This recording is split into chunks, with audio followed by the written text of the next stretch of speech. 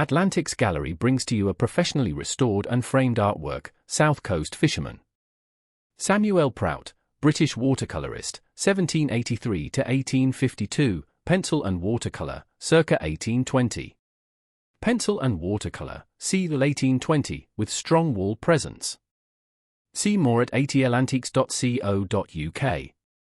Its appeal is atmospheric. Depth, light and setting give the composition strong decorative presence and an immediate place in a collector's interior. Look closely at the full composition, then at the details, composition, restoration, framed presentation. These are the qualities that give the painting its wall presence and collector appeal.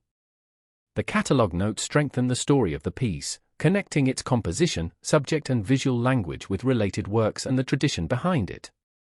Its restoration adds to the sense of care around the object, bringing the surface, color, and presentation into a condition that invites confident inspection.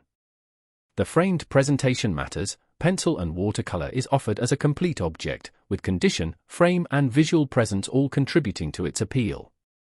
For a collector, this is an opportunity to acquire a visually strong, professionally presented artwork with character, documentation, and a clear route to inquiry.